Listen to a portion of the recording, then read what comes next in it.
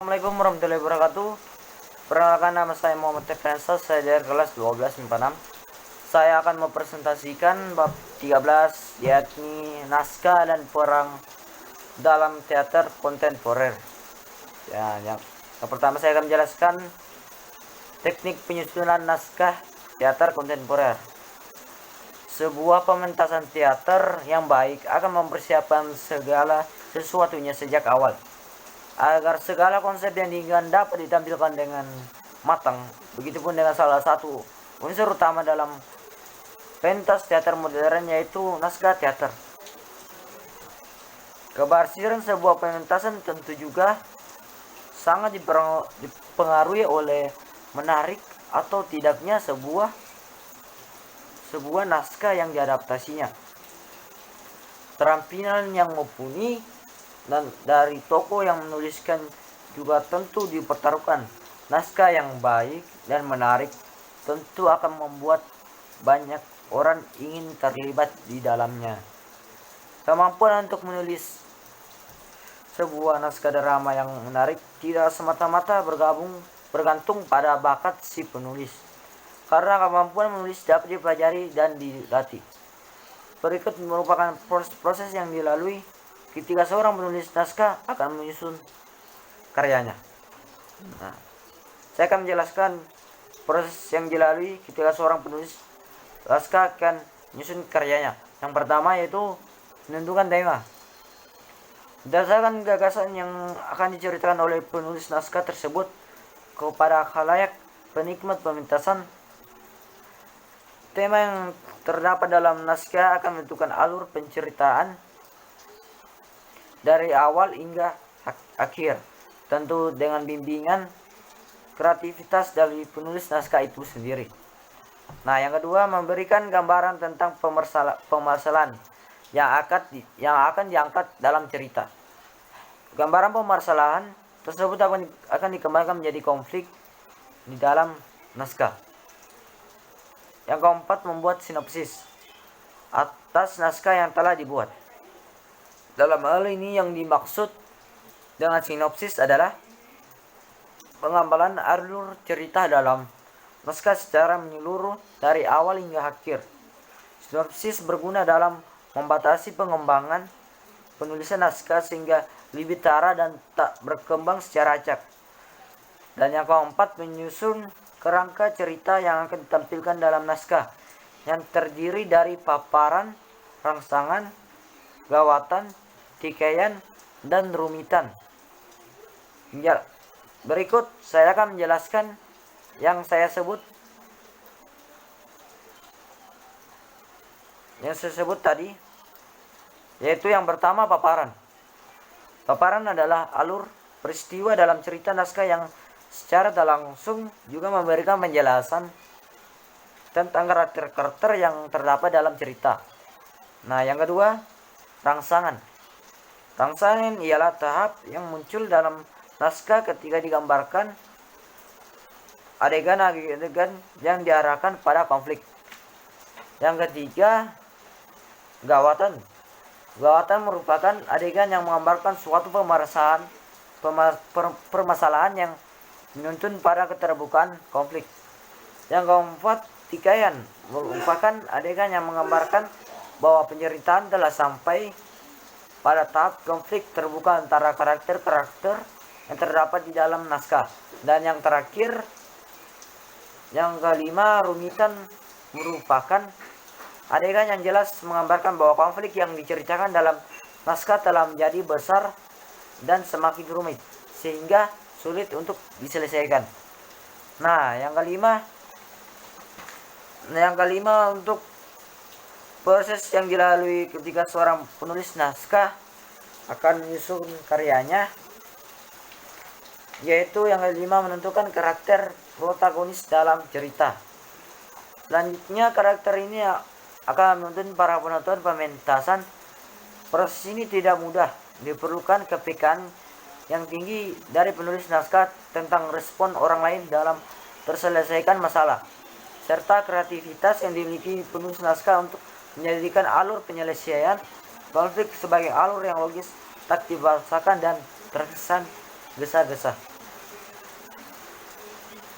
Dan yang terakhir, menulis. Proses ini merupakan proses yang terpenting dalam penyusunan sebuah naskah teater. Bagi banyak orang yang belum terlatih, menulis seolah-olah menjadi aktivitas yang rumit. Bagaimana memulai dan bagaimana pula mengakhirinya. Ditambah lagi seorang penulis naskah harus memiliki kecakapan untuk dapat mentransformasikan gagasan yang bersifat abstrak ke dalam sebuah tulisan yang nyata. Sekali lagi, jika penulis naskah dibiasakan untuk membaca, maka kebiasaan tersebut dapat mempermudah proses penulisan naskah. Beberapa tips yang biasa dilakukan oleh penulis naskah diantaranya, tipsnya yaitu yang pertama, para penulis naskah akan menggunakan alam berpikirnya, membuka cakrawala sebagai sebuah layar lebar seolah-olah menonton adegan demi adegan dalam lakon yang diinginkan. Nah, yang kedua, setelah menemukan alur cerita yang diinginkan lengkap dengan nilai-nilainya, penulis naskah dapat mengiring gagasan menuju alternatif konflik sekaligus untuk adegan akhir atau ending. Yang terakhir, setelah melalui tahapan-tahapan tersebut, penulis naskah akan dengan mudah memulai untuk menumpukan gagasan dalam karyanya sampai saat penulisan berakhir. Nah, selanjutnya saya akan menjelaskan unsur-unsur dari naskah drama. Secara umum, drama memiliki 4 unsur, yaitu naskah drama, pemain, panggung, dan penonton. Di antaranya keempat unsur tersebut, naskah drama merupakan unsur primer yang tak tergantikan. Tanpa naskah drama tidak akan ada pertunjukan drama. Namun tanpa ada pemain, tanpa panggung, dan tanpa ada penonton, pertunjukan drama masih dapat dilakukan, yaitu dalam bentuk close drama. Pada close drama, naskah drama dibuat hanya dibaca dan tidak untuk dipentaskan. Naskah drama atau lakon memiliki unsur-unsur menyerupai novel dan film, seperti misalnya tema, plot, karakter, dan setting. Jika penulis mampu mengembangkan unsur-unsur drama tersebut dengan baik, maka akan dihasilkan naskah drama yang kuat. Berikut penjelasan beberapa unsur yang kerap ditemui dalam naskah drama. Yang pertama, tema cerita. Ketarikan sebuah pementasan teater biasanya diawali dari tema yang dipilih. Karena tema akan mempermuat aplikasi dari sebuah pementasan, tema juga merupakan pengantar menuju sinopsis dari naskah yang akan dipentaskan dalam pementasan teater. Selanjutnya, yang kedua, pesan moral. Pesan moral dalam sebuah naskah teater biasanya terdapat pesan moral di mana pesan tersebut menjadi inti utama pementasan. Nilai-nilai khusus dicoba disampaikan oleh pekaryanya. Ya, selanjutnya yang ketiga yaitu plot. Dalam sebuah naskah teater biasanya terkandung peristiwa pembuka, pertengahan, konflik, hingga solusi atau penyelesaian yang berkembang secara bertahap dan teratur. Rincian peristiwa tersebut dikenal dengan istilah plot. Dalam pengertian lain, plot dimaknai sebagai jalan cerita dalam sebuah naskah teater. Biasanya plot dalam teater melalui tahapan berikut. Yang pertama, eksposisi atau tahap cerita mengenai pergerakan tokoh. Yang kedua, konflik atau tahap cerita mengenai sebuah kejadian. Yang ketiga, komplikasi atau tahap cerita mengenai konflik yang berkembang dan saling berkait dan masih menimbulkan tanya. Yang ketiga, krisis atau tahap cerita mengenai konflik yang telah sampai pada puncaknya. Dan yang keempat, resolusi atau tahap cerita mengenai penyelesaian konflik Dan yang terakhir, yang keenam, keputusan atau tahap akhir dalam cerita yang dapat berakhir bahagia, sedih, atau tanpa kesimpulan, sehingga penikmat pementasan teater harus berpikir lebih lanjut mengenai hasilnya sesuai dengan persepsi pribadi. Nah, selanjutnya untuk unsur yang kerap ditemui dalam naskah drama yang keempat yaitu karakter. Nah, dalam sebuah karakter yang dimaksud merupakan perwakilan, yakni keseluruhan ciri dari masing-masing tokoh menjadi bagian dari pementasan. Setiap karakter yang ingin ditampilkan tentu akan berbeda-beda. Biasanya penokohan dalam teater dibagi menjadi beberapa karakter, diantaranya sebagai berikut. Yang pertama, protagonis, yakni tokoh utama atau disebut juga dengan tokoh putih karena biasanya diceritakan dengan watak yang baik. Jadi protagonis ini memiliki sifat yang baik atau watak yang baik. Nah, yang kedua, antagonis, yakni karakter yang menjadi lawan dari tokoh utama. Biasanya ditampilkan sebagai penghambat untuk pelaku utama. Nah, ini antagonis ini lawan dari protagonis.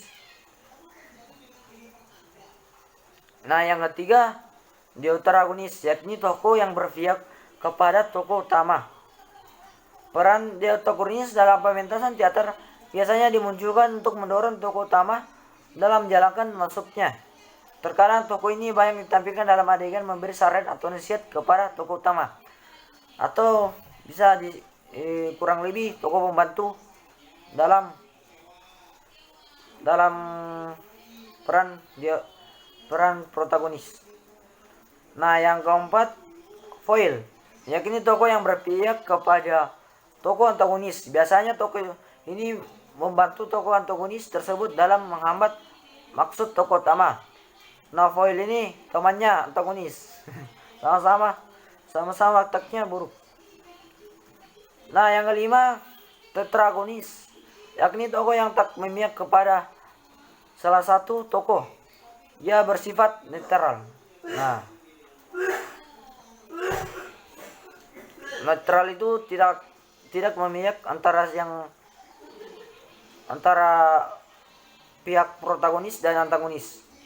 Dia netral. Nah, selanjutnya reaction. Ya, yang selanjutnya yaitu confident, yakni tokoh yang menjadi tempat pengutaraan tokoh utama. Hal-hal yang diutarakan oleh tokoh utama biasanya tidak boleh diketahui oleh tokoh-tokoh lain selain tokoh itu dan penonton.